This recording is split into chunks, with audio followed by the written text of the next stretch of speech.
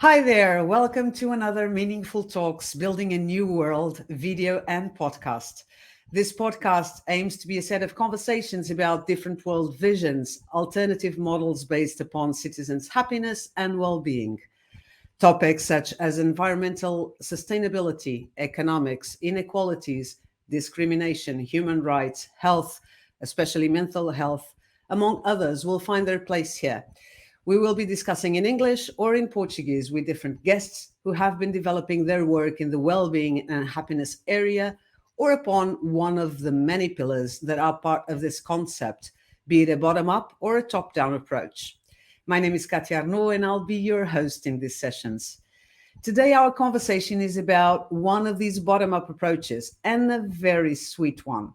We will be talking about Tony's Chocolonely, an Amsterdam-based chocolate company focusing on the company purpose to make the chocolate trade a fair one and end up the cocoa-related slavery work. Paul Kangangi, the King of Happiness, is here to chat with us. Paul was born in Amsterdam, the Netherlands. He got his training in economics, nature, and health, his minor in brand management, and his Bachelor of Applied Science in Advertising, Communication, and Media Studies. He started working very young, and his occupations varied from sales to consulting to project management. He then moved on to air flight companies KLM and Transavia in 2014. In 2016, he takes a web care and social media position with the worldwide known Espresso, while he becomes a lecturer and a guest speaker. Paul joined Tony's Chocolonely 5 years ago, where he has the King of Happiness role. Hi, Paul. A very warm welcome to you. Hi, Katja. Thank you. Thank you for having me on this show. Small remark. I was born in Groningen, I had to say. But I live for more than 8 years now in Amsterdam. More than 10 years, sorry. Yeah. So no, fine. Thank you. Thank you so much. Always good to have the data precise. Very good. Okay, so before we start our chat, please allow me to do here a brief introduction of Tony's Chocolonely and explain why I'm so excited to have you here today to talk about it. So Tony's Chocolonely is much more than a chocolate company. If you buy one of Tony's Chocolonely chocolate bars, you won't find perfectly symmetrical squares or rectangles. No, their bars are unequally divided, and there's a reason and a very strong message behind it.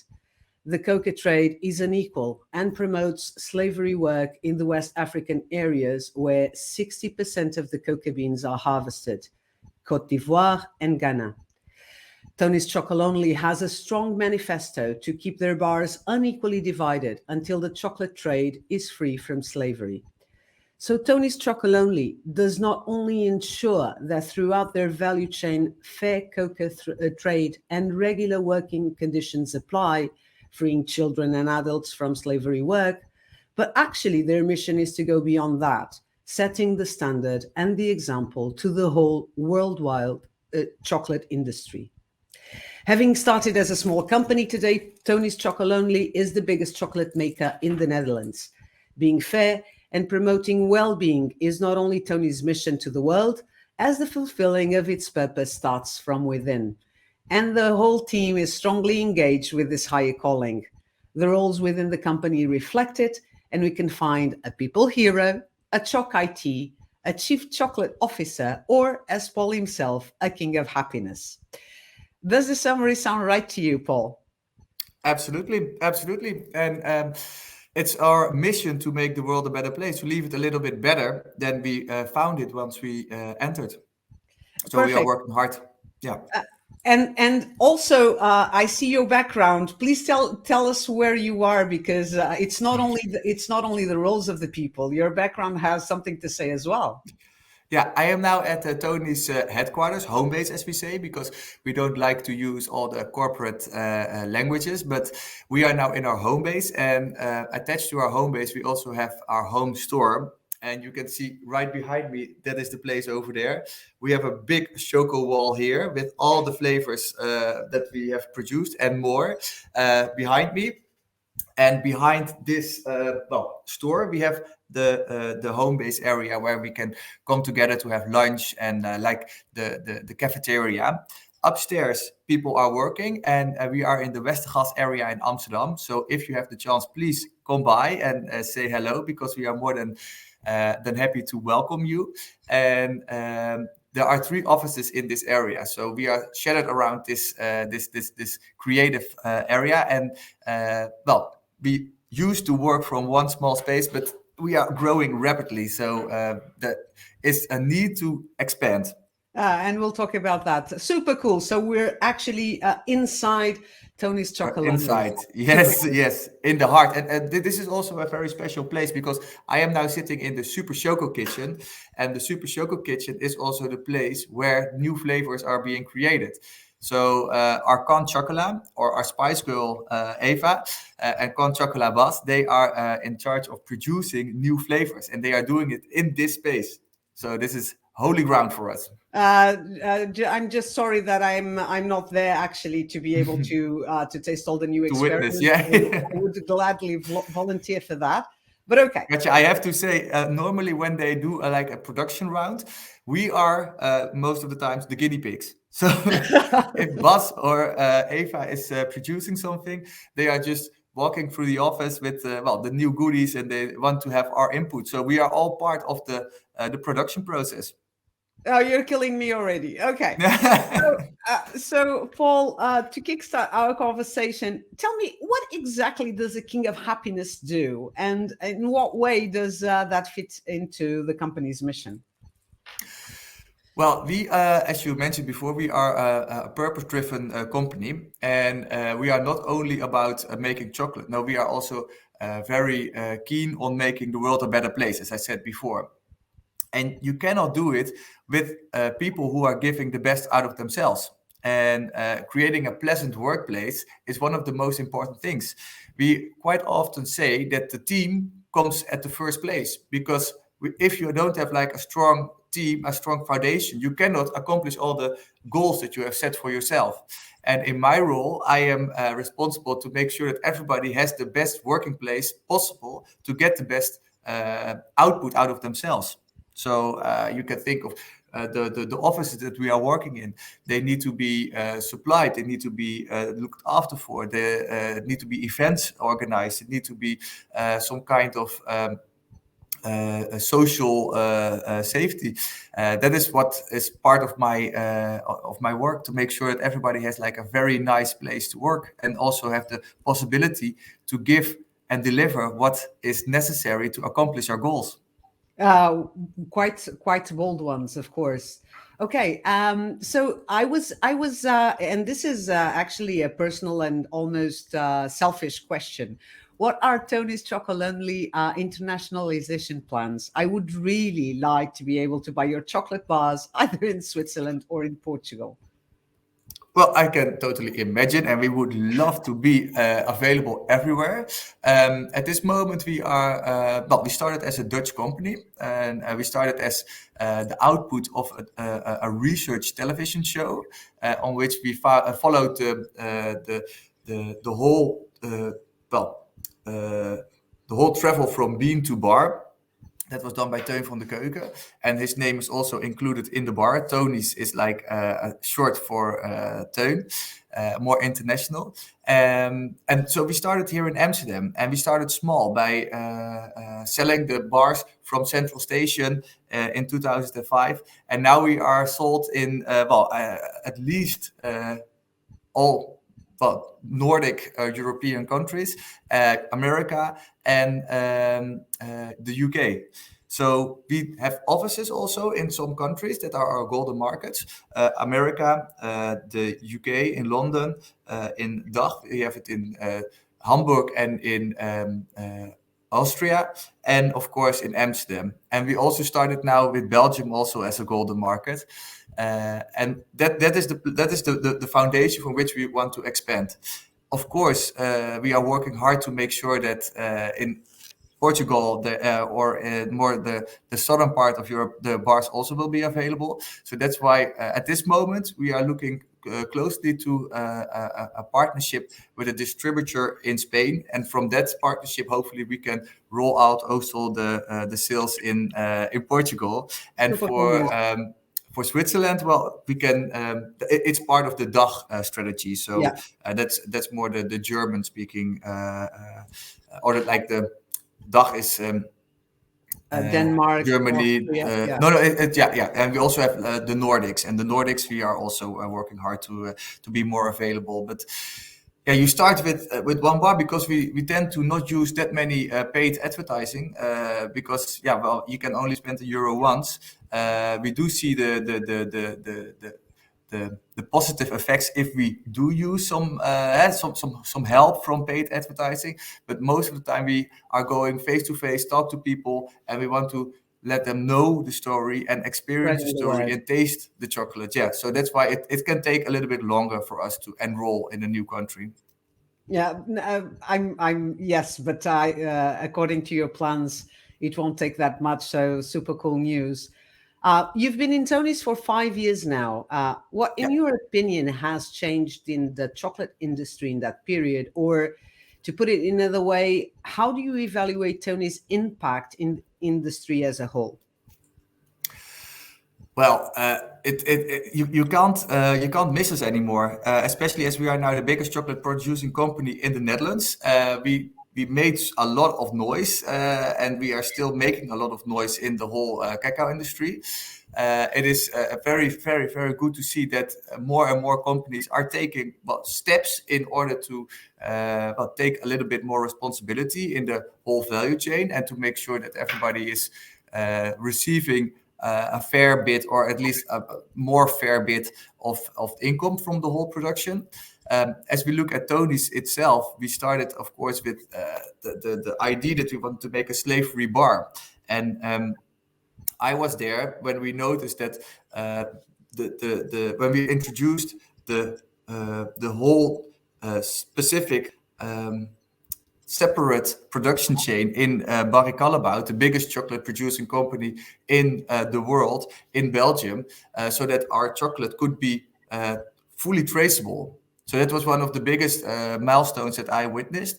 And from there on, we expanded. And we wanted to have also more impact politically, because we as a company, we can do all the right things, but for a consumer, it sometimes is very difficult to see and to know Yeah. what is the best option. So we are we went to the politics, and we said, okay, we want to address this topic that child labor should not be a thing. And we partnered with other companies. And that was the first time we used paid media to make sure that we addressed the topic of child labor into the politics. Impressive. In Tony's business roadmap, it's clear that you're already on the third step, leading by example, as you just mentioned, and influencing other companies to embrace your mission. This relays much on the consumer conscious choices for buying fair products. So, what is Tony's next step to influence the market towards free slavery chocolate, especially when, of course, you don't? It's not part of your strategy to go very heavy on media or very heavy on advertising. It's much more on based on a reputation that you keep on building. Yeah. Yeah, and we do have a strong belief that everybody should enjoy a piece of sweet, sweet chocolate without the bitter aftertaste.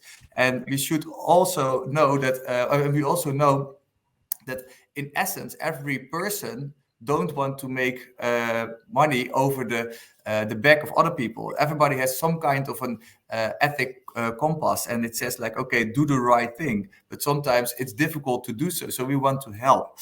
And what we now try to enroll is the open chain platform, and we are more than happy to share our secret. It's not a secret, our recipe for slave-free chocolate with other companies. So we want to invite everybody, big choco, small choco, people who are producing other things, but also have to deal with getting your ingredients or your materials from places where maybe the work conditions are not ideal for, or maybe even human worthy for people and children, to chip in on this platform and to see how they can make sure that once they harvest some ingredients from these places, that they can also ensure that the environment and especially the humans get a dignified, sustained income from it. Yeah. And to make sure that it is that everybody can profit from it. Because if we want to treat ourselves with something nice, then why should somebody else pay for it? No, we have to pay a fair price, and that is for all things in life. If you want to have something, sometimes you have to save a little bit for it. And I think that consciousness of you cannot have everything all the time right when you want it is something that needs to settle in at most people, because everything is everywhere all the time, you know? Totally Yeah. agree. The 2018-19 US-funded NORC report states that in Ghana and Cote d'Ivoire alone, 1.56 million children were still illegally working in the coca supply chain, demonstrating that the Harkin-Engel Protocol, a 2001 signed pledge to put an end to the worst forms of child labor in 5 years, is a huge failure. What is missing, in your opinion, from a global or legal perspective to make other coca or chocolate companies accountable for sustaining slavery? Well, first of all, the Harkin-Engel protocol was the thing that triggered us most, because once we learned about this protocol, that was the reason why the whole quest of Teun van de Keuken started, because he learned about the fact that chocolate was not a product where you can rely on the fact that it's been harvested and produced on a fair way. So he learned about the Harkin-Engel protocol, and he thought, okay, this is a great initiative. There is a problem, there is a solution. I want to know what the status is. I want to follow up. And then he discovered all the misunderstanding of all the things that were wrong and that went not according as agreed on in the conversation of in the protocol. So indeed, there are still over 1.5 million children in child labor at the moment in Ghana and Ivory Coast to work on the farms. And well, what we can learn from what we can see from the Harkin-Engel protocol is that a non-binding agreement or protocol, it's voluntary participation is not enough. We need to have legislation to make sure that people and companies can hold accountable for their actions. And if not, well, they are going to find loopholes, and they are talking the talk without walking the walk, you know. And for those people, it's so important to just walk the walk and take that extra mile. And not you don't even need to take a mile, but just a step is just the only thing that they most of the time need, because this is the whole physical circle of poverty. You need to have like a foundation to get out of it, because you need to be able to send your children to school, to get some kind of education, to invest again also in their habitat, in their land, and that can only be. And be able to break the cycle. Yes, but and there is nothing wrong, because also a lot of people are entrepreneurs. You know, the farmers are entrepreneurs, so they are also very proud of it. And I know that a lot of people who are growing up in Ghana and Ivory Coast also like to continue the business of their father or grandfather or grandmother, or so there is also some pride in it. But there is also a need and a desire to have fundings to invest in their agricultural business. So we need to take,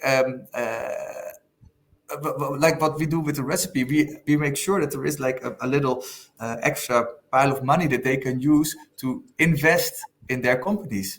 And if you look at the Harkin-Engel protocol, well, we are now over the 15 years it's been expanded, and we need a binding human rights and environmental due diligence legislation. Otherwise, nothing will change. Well, things will change, but it will go too slow, and that's what happens quite often.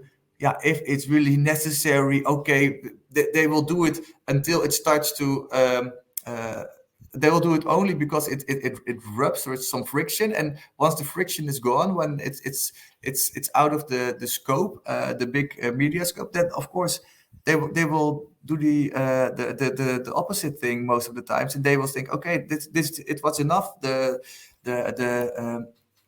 urgency is gone, so let's move on.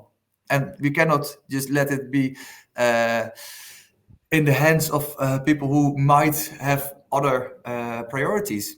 The humans, that should be our first priority, and then after that, of course, the environment. Absolutely. Absolutely. Okay, so now I would like to shift our attention towards the human being behind the King of Happiness role. I found out that you like to entertain at home and cook meatballs for your guests. Yeah. Are you still able to do this often now that you have baby twins? Yes and no. The thing is that I do like to have a good meal together with family and friends. The whole meatball thing, it's funny because I was thinking about it the other day.